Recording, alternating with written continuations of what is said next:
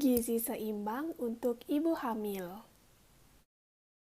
Jadi gizi seimbang adalah susunan makanan sehari-hari yang mengandung zat-zat gizi dalam jenis dan jumlah yang sesuai dengan kebutuhan tubuh dengan memperhatikan prinsip keanekaragaman atau variasi makanan, aktivitas fisik, kebersihan, dan berat badan ideal.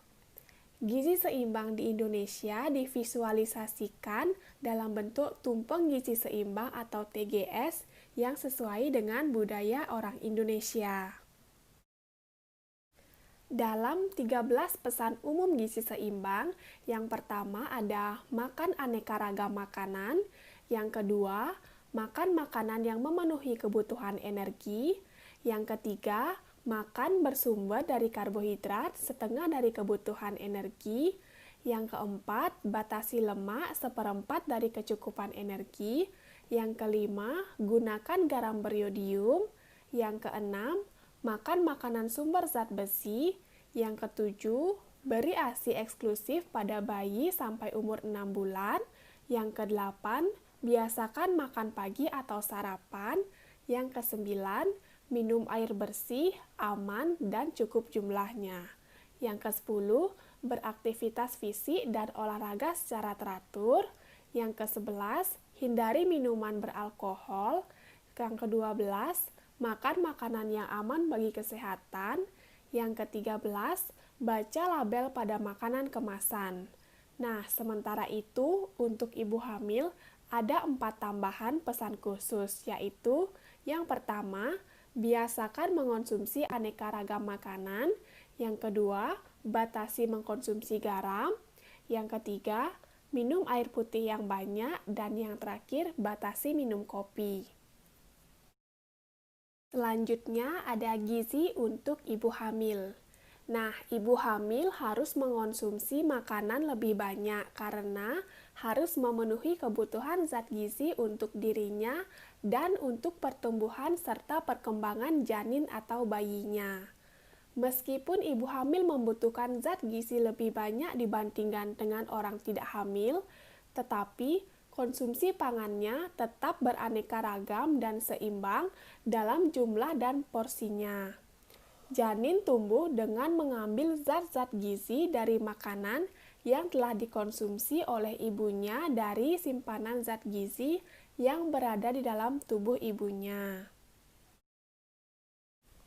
Kebutuhan gizi seimbang bagi ibu hamil, yang pertama pada trimester pertama, saat kehamilan mencapai usia 1 hingga 3 bulan adalah masa penyesuaian tubuh ibu terhadap awal kehamilannya. Karena pada 3 bulan pertama ini, pertumbuhan janin masih lambat. Penambahan kebutuhan zat-zat gizinya pun masih relatif kecil. Makanan sebaiknya diberikan dalam bentuk kering, porsi kecil, dan frekuensi pemberiannya yang sering. Kemudian yang kedua, memasuki trimester kedua, saat kehamilan berusia 4 hingga 6 bulan, janin mulai tumbuh pesat dibandingkan dengan sebelumnya. Tubuh ibu juga mengalami perubahan dan adaptasi, misalnya pembesaran payudara dan mulai berfungsinya rahim serta plasenta. Untuk itu, peningkatan kualitas gizi sangat penting, karena pada tahap ini, ibu mulai menyimpan lemak dan zat gizi lainnya untuk cadangan sebagai bahan pembentuk ASI saat akan menyusui nanti. Selanjutnya yang ketiga, sedangkan pada tahap trimester ketiga, ketika usia kehamilan mencapai 7 hingga 9 bulan, dibutuhkan vitamin dan mineral untuk mendukung pesatnya pertumbuhan janin dan pembekuan otak. Selama kehamilan dibutuhkan zat gizi sebagai berikut. Yang pertama, kalori, protein, lemak, karbohidrat, asam folat, kalium, zat besi, dan vitamin. Selanjutnya, terdapat beberapa tips untuk memenuhi gizi pada ibu hamil. Yang pertama, ketahui dan penuhi kebutuhan kalori setiap harinya. Kemudian, selalu sarapan pagi jika Anda tidak nafsu makan karena mual, perut perih, atau morning sickness, Cobalah makan sedikit-sedikit tetapi lebih sering. Yang ketiga, konsumsilah makanan yang bergizi. Kemudian yang keempat, makanlah makanan berserat tinggi dan perbanyak asupan cairan dari air putih atau jus buah, serta rajin berolahraga untuk mencegah konstipasi. Yang kelima, hindari makanan pedas dan berlemak, terlebih jika Anda menderita penyakit MA. Yang keenam, hindari mengkonsumsi minuman beralkohol, kafein, minuman bersoda, dan ikan dengan kandungan merkuri tinggi. Kemudian yang ketujuh, hindari mengkonsumsi banyak makanan cepat saji atau junk food yang tinggi kalori, lemak, dan gula. Tanda dan gejala kurangnya nutrisi pada ibu hamil. Yang pertama, kelelahan atau kekurangan energi. Kemudian ada pusing. Yang ketiga, ada sistem kekebalan tubuh yang rendah yang mengakibatkan tubuh kesulitan untuk melawan infeksi.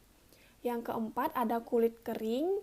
Yang kelima, gusi bengkak dan berdarah. Yang keenam, sulit untuk berkonsentrasi dalam mempunyai reaksi yang lambat. Yang ketujuh, berat badan kurang. Yang kedelapan, pertumbuhan yang lambat. Yang kesembilan, kelemahan pada otot. Yang kesepuluh, terdapat masalah pada fungsi organ tubuh. Pengaruh keadaan gizi terhadap proses kehamilan. Bila ibu mengalami kekurangan gizi selama hamil, akan menimbulkan masalah baik pada ibu maupun janin, antara lain sebagai berikut. Yang pertama, terhadap ibu. Jadi, gizi kurang pada ibu hamil dapat menyebabkan resiko dan komplikasi pada ibu, antara lain yang pertama ada anemia, pendarahan, dan berat badan ibu tidak bertambah sesuai dengan normal, serta terkena penyakit infeksi. Yang kedua, terhadap persalinan. Pengaruh gizi kurang terhadap proses persalinan dapat mengakibatkan sulitnya dan lamanya persalinan. Kemudian, persalinan sebelum waktunya atau prematur, pendarahan setelah persalinan, serta persalinan dengan operasi cenderung meningkat. Yang ketiga, terhadap janin, yaitu kekurangan gizi pada ibu hamil dapat mempengaruhi pertumbuhan janin dan dapat menimbulkan keguguran, abortus, bayi lahir mati, kematian neonatal, cacat bawaan, anemia pada bayi, asifiksia intrapartum atau mati dalam kandungan, dan lahir dengan berat bayi lahir rendah atau BBLR.